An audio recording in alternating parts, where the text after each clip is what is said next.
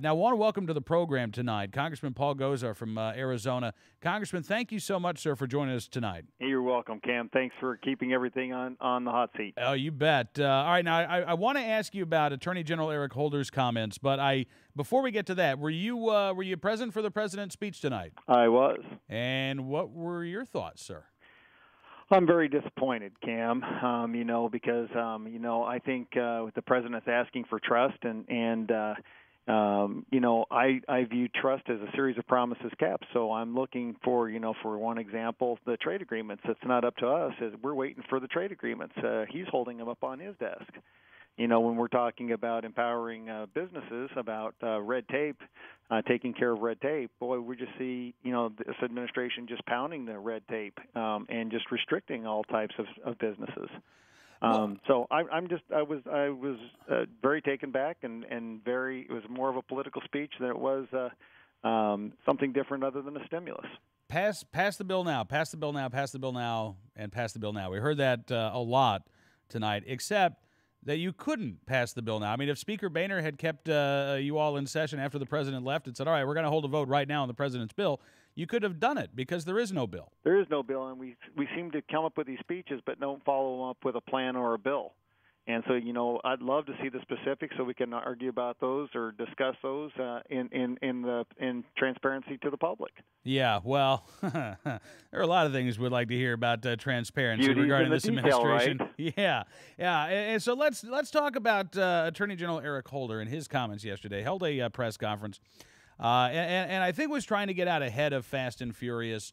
The fact that U.S. Attorney for Arizona Dennis Burke was allowed to resign last week. His deputy, Emery Hurley, transferred back from Arizona into DOJ proper in Washington, D.C. And the Attorney General said, quote, "The notion that somehow or other this thing reaches into the upper levels of the Justice Department is something that I don't think is supported by the facts. It's kind of something that I think certain members of Congress would like to see, the notion that somehow or other high-level people in the department were involved. As I said, I don't think that it's going to be shown to be the case, which doesn't mean that the mistakes were not serious." There were several occasions yesterday when the Attorney General not so obliquely inferred that this is a political witch hunt that is being undertaken by the House Oversight and Government Reform Committee. What's your response? Well, let's look at the facts. So what we did is the first time in U.S. history we put guns in criminals' hands without surveillance and without tracking. That's number one, so that they'd end up on crime scenes. And we, on both sides of the international border, Mexico and the United States, were collateral damage. That's the Mexican people and the United States citizens.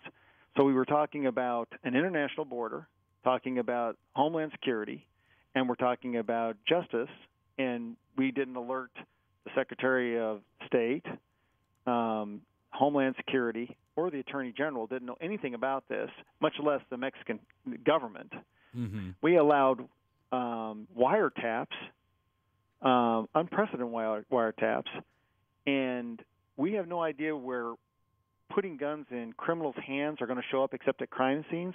And we have people saying that they would do within the ATF, saying they do this all over again, even knowing what they did. And it's either total incompetence, which shows that that's a total disregard for the job and the office, or we're lying. What is it? It's a wonderful question, and it's something that I really wish that the Attorney General would answer because, as we've pointed out, you can go and President Obama gave a speech in, I believe it was May of 2009. I think Attorney General Eric Holder gave a speech in June of 2009. Both of them talked about the need for new tactics on the border, new investment. They were going to be spending some stimulus money that we know ended up being spent on agents coming into the Phoenix area from outside of the Phoenix field office to take part in Operation Fast and Furious. So there were these clear references in retrospect to operations like Fast and Furious, and yet Attorney General Eric Holder says, well, no, we didn't know anything at all about this. Well, as you say, why not? Well, and that's my whole point. It's either a total incompetence on procedure because, when you're going for a wiretap, you've got to go through higher upper echelons to make sure that you get that okay. And the magnitude, now we're finding out that we allowed grenades, to be transported and Mm-hmm. given to a cartel. We actually, I think the gentleman that confessed was Jean Baptiste Kingery. Yeah. What gives here? This gets even more absurd. So it is a lack of incompetence and a lack of caring, and a lack of caring about not only American citizens but international law and international borders and our neighbor to the south, Mexico. Yeah, and to that end, I mean, not only do you have the grenade gate, there's I guess some speculation that perhaps there were Fast and Furious tactics being used in Indiana, where again ATF was allowing the National Instant Check System to be bypassed from people who couldn't pass a background check. Just ignore the rejection, go ahead and make the sale to these individuals. This operation, Representative, is outrageous enough, it's scandalous enough if it only took place in Phoenix, Arizona, and only dealt with 2,000 firearms, and only has led to the death of one U.S. Border Patrol agent, and only led to the deaths of dozens in Mexico. I mean, again, this is a big scandal as it stands now. It is. But honestly, if this goes beyond one field office, this is something else we've heard from the administration from the very beginning, that this was a locally planned, locally executed operation that really had no connection whatsoever to Washington, D.C. Do you believe that is the case? I don't, and it's absurd to say that, because that tells us that we had wanton disregard for all of our personal freedoms, our lives, our property, our security, and those of the Mexican people. We actually had people who thought that they were above the law all the way across the board here. Give me a break. Yeah. And if that's the case, then the incompetence that's from the leadership down should be taken into a concern. Because in the private sector, as a physician, when something goes wrong, top guy gets the blame. And same thing with an industry and in a business. And you got to tell me that he says in one of his things that this is like a flawed enforcement effort. Oh my God, this is even worse than that. It's more than flawed. It shows a total disrespect for our Constitution, our rules of law in this country, and those of international law. And at very best, the incompetence that follows that allowed that to pertain itself. People just don't go do this unless they understand that there's no one enforcing the laws up above. Exactly right. That's exactly right, Congressman. And so, I mean, at this point, we know we're going to have more hearings. Do you know when the House Oversight and Government Reform Committee is going to be hearing more testimony on Fast and Furious? I don't, Cam. I know that there's been some anxious aspects to try to get some folks in, and maybe that I don't see anything at least planned for next week, but maybe the following week. But I think that we also need to see compliance with subpoenas so that we're not blacked out of everything that's on the transcripts that we've asked for, so we can have that total transparency to allow the American public and our committee to do exactly what we're supposed to be doing, and is that having oversight on a rampant, out of control DOJ. Yeah, absolutely. And as one final question for you, Congressman, because one of the other things that Attorney General Holder said yesterday is that we're working with the House Oversight and Government Reform Committee. We're turning over all the documents. We're making people available. How would you describe how the DOJ has responded to document requests from the committee? Well, we've had the Mo Curley and Larry show where we would never answer a question properly about gun walking. So we had that discussion with a former ATF prosecutor and other attorneys. So they were very well prepped on how to not answer that question. We've provided tons of documents that have been blacked out that you can't make heads or tails of. So I guess they're saying that they are actually providing the material. Unfortunately, it's been doctored, so it makes no sense. And so it needs to have the full complacency or the full compliance of making sure that we can understand the full text, what's in the text, and how it was conformed, and being able to ask a proper question based on to those who wrote it. Congressman, as you and I are talking here, I'm just looking at a story from Fox, and this is, I guess, just a couple hours old here. Authorities confirm a weapon from the failed ATF program Operation Fast and Furious was found at a violent crime scene in Maricopa County, Arizona in 2010. It is the latest in a series of cases where Fast and Furious guns have been linked to violent crimes across the U.S. and Mexico.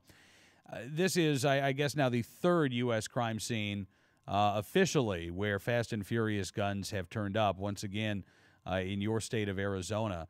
And, honestly, Congressman, these guns are probably going to keep turning up for months and years. That's it, and they're going to end up at crime scenes. And I mean, ABC News in Phoenix actually reported that they were tracking the numbers of what's been reported to be sold, had shown up at 11 crime scenes throughout the greater area of Phoenix. So I mean, this is, and how do we even know how many people have been killed on the opposite side of the border with Mexico? Innocent people that had these guns used against them. We actually allowed criminals to be armed more efficiently. Yes, yes, we did, and so. And Cam, here's the other thing: yeah, isn't it interesting that all of a sudden, when all of us started thinking about when this first came about, it's almost so that it was so blotched that we would put in new gun regulations, and guess what's happened? We've seen a surveillances of all fairs, gun fairs, and sales. Everybody is photographed going in and out. We've had gun dealers who have had visits from ATF at their private residence all of a sudden, and we've seen an increase in the documentation for sales. Exactly what it seems to be that this administration has wanted from the first place. Yeah. I think you're absolutely right. In fact, one of the things I've been saying as I look over these news reports that are coming out, and they all talk about a botched investigation or an investigation that went awry. The only thing that got botched about this investigation is we found out about it. The ATF field agents were fed up with this and blew the whistle.